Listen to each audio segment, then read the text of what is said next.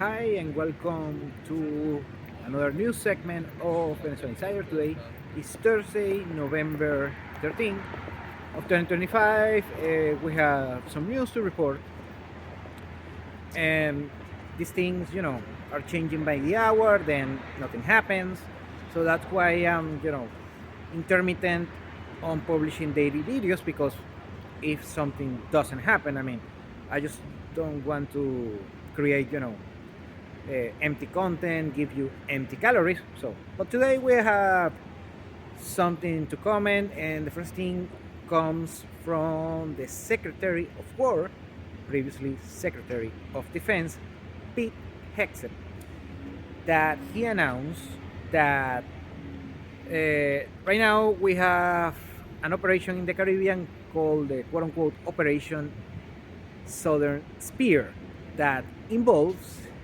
striking drug cartels. So, the Venezuelan government of Maduro's government has been labeled, the top brass of such government has been labeled, first, Cartel of the Suns, and then a terrorist organization. So, 2 plus 2 equals 4, so let's see what happens. Could be nothing, could be something, yeah. But we can read the writing on the wall after all of this military buildup, and now with the aircraft carrier, yeah. So let's see what happens, but yeah. This is a play-by-play. By the way, please follow me on Twitter or X, as you wanna call it, because if these things are happening, breaking news, maybe I cannot record one of those videos, but I can post on Twitter, and this is something that I post daily on Twitter, so please take that in mind. Okay, now other news that I want to report first come from CBS, that according to CBS, the top Trump administration officials has given the options to, of course, President Trump in order to strike in Venezuela. So yeah, everywhere you go, everywhere you look, something is going on. So, let's see what happens on that regard. Yeah, that's the report of CBS. Now, the Washington Post also a couple of days ago they published an interesting analysis regarding on where inside Venezuela the US could strike militarily, and they put a map on potential sites in Venezuela, and yeah, I reply that, and also I put my own list.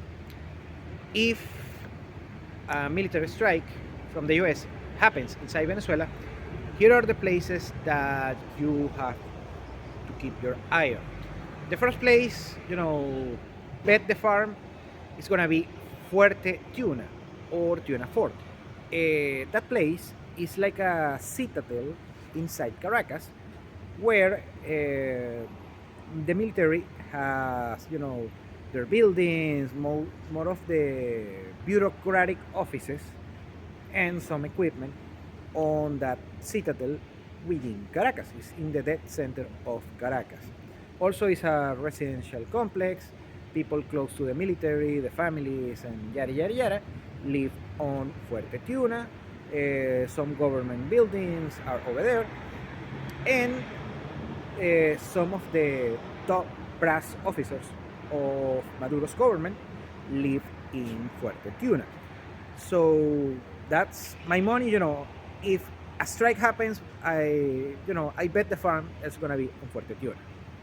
Number two is gonna be the Bael, Bael. That's the airbase El Libertador, or in Palo Negro, is on Maracay. It's a very important city, and that's the capital of the state of Aragua. Yeah, that Aragua. Tren de Aragua, Aragua, yeah. That's the place. So also has an additional meaning. But it's not for that. The is an important target for a potential target for U.S. military, but also that air base is the most important air base in the country, and also Maracay is, let's say, the capital, the the hometown of Venezuela's military aviation. So on that regard, yeah, it's a very important city. Other places that could be struck by U.S. military operations are the air base in Barcelona. It's on the east side of the country. It's the most important on the east side, and it's close to the coast. So it's a sitting duck for, let's say, a potential tomahawk strike from the U.S. On the west side of the country, you have the Paraguana Peninsula, and that place is also a strategic location on the western coast of Venezuela.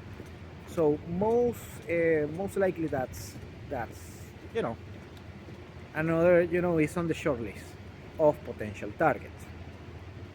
Afterwards, you have states like Zulia and Táchira, close to the border with Colombia, that allegedly some drug trafficking operations happen on that region. Then you have Amazonas. I mean, the Washington Post did a map of their own, and they put such places.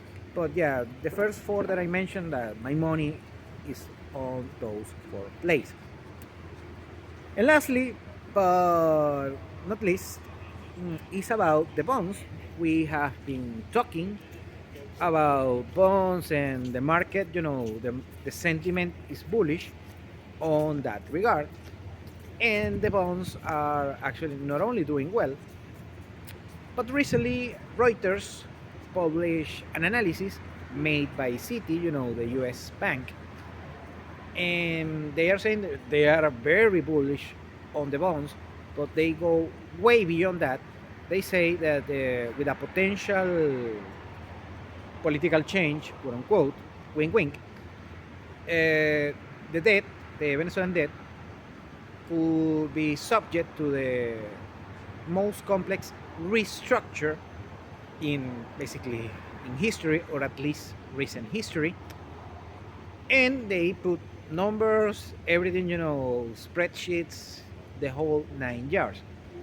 They are talking about a Venezuelan bond, a new Venezuelan bond that will do a rollover of the old debt, this plethora of bonds that we have discussed previously, with a coupon rate of 4.4%, something on that neighborhood, for 20 years, plus a 10-year zero coupon rate in order to cover the interest from the previous issued debt. But they are talking about that right now the Venezuelan bonds are trading with roughly 25 cents on the dollar. So have been increasing a lot, but still a long way to go to the face value that is almost impossible that they will never reach such face value. But City is talking about that face value could, that discount rate could be around 50% and not the 75, 80% that we have right now. So very interesting, very optimistic, very bullish, and I think that it can be done if the status quo, the political status quo, changes. So that will be all for today. Thank you for joining me again. We'll see each other in the next video.